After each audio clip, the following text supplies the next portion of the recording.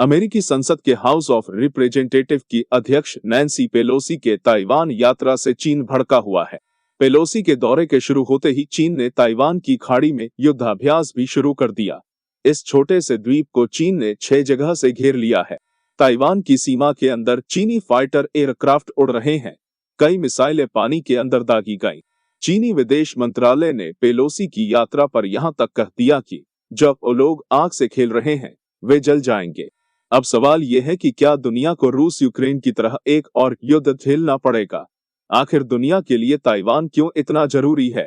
चीन ने अगर ताइवान पर हमला कर दिया तो इसका दुनिया भर में क्या असर पड़ेगा? हमने ये समझने के लिए विदेश मामलों के जानकार डॉ. आदित्य पटेल से बात की। उन्होंने कहा, यह तो ताइवान एक छोटा सा द्वीप समूह है, लेकिन कई मामलों में अमेरिका जैसे बड़े देश भी इस पर आश्रित हैं। करीब 36,000 किलोमीटर की दूरी में फैले ताइवान पर चीन अपना अधिकार बताता है, बार बार कब्जे की कोशिश करता है, क्योंकि कई मायनों में ताइवान काफी अहम है। आदित्य कहते हैं कि ताइवान की अहमियत हम 2 बिंदुओं में समझ सकते हैं।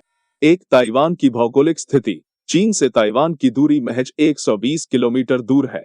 समुद्र के बीच में स्थित ताइवान के एक तरफ चीन है, उत्तर पूर्व में जापान और दक्षिण में फिलीपींस है। ताइवान पर चीन अपना अधिकार मानता है, जबकि ताइवान खुद को स्वतंत्र देश के रूप में पेश करता है। ऐसे में चीन के विरोधियों के लिए सामरिक रूप से यह क्षेत्र काफी अहम हो जाता है। ताइवान दक्षिण चीन सागर और पूर्वी चीन सागर के संधि स्थल पर स्थित है। ऐसे में इंडो पैसिफिक रीजन में सुरक्षा के लिहाज से इसे काफी अहम माना जाता है। इस इलाके में चीन का दबदबा है और वह आसपास के सभी छोटे द्वीपों और देशों पर अपना अधिकार बताता रहा है। चीन इंडो पैसिफिक रीजन में कृत्रिम द्वीप बनाने की कोशिश भी करता रहा है। ताइवान वन्य छोटे द्वीप और देश इसका विरोध करते रहे हैं। भले ही आबादी और ताकत के मामले में चीन कहीं ज्यादा है, लेकिन सामरिक लिहाज से इन छोटे देशों और द्वीप ने उसे घेर रखा है। यह चीन के प्रमुख विरोधी अमेरिका के लिए फायदेमंद है। अगर चीन का ताइवान पर कब्जा हो जाएगा तो इंडो पैसिफिक इलाके में चीन का दबदबा बढ़ जाएगा। यहाँ तक कि गुयाम और हवाई में मौजूद अमेरिकी सैन्य अड्डे भी सुरक्षित नहीं रह जाएंगे। अमेरिका समेत तमाम पश्चिमी देशों के व्यापार का रास्ता भी ताइवान से होकर ही गुजरता है। ऐसे में अगर ये चीन के कब्जे में चला जाएगा तो अमेरिका समेत तमाम पश्चिमी देश मुश्किल में पड़ जाएंगे। 2. आर्थिक स्थिति। ताइवान की आर्थिकी बहुत मजबूत है। साल 2021 के आंकड़ों पर नजर डालें तो ताइवान ने $786 अरब मूल्य की वस्तुओं और सेवाओं का उत्पादन किया है।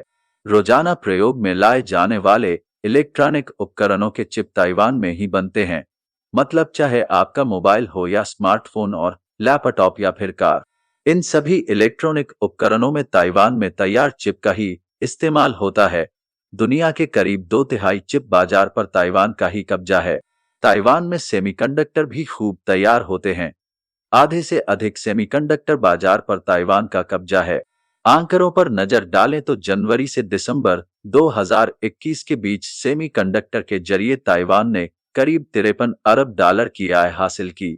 यही कारण है कि अगर ताइवान पर चीन का कब्जा हो जाएगा तो दुनिया के इस अहम उद्योग पर चीन का कंट्रोल हो जाएगा। फिर चीन इसे अपनी तरह से नियंत्रित करेगा। अमेरिका और ताइवान के बीच व्यापारिक संबंध भी काफी मजबूत हैं। दोनों के बीच इकोनॉमिक प्रोस्पेरिटी पार्टनरशिप डायलॉग होता है। ताइवान अमेरिका का 8वां सबसे बड़ा व्यापारिक साझेदार है। अमेरिका ताइवान का दूसरा सबसे बड़ा व्यापारिक साझेदार है।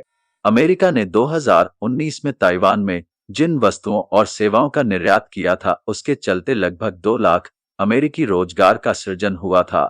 वर्ष 2020 में ताइवान का अमेरिका में कुल निवेश $137 अरब था।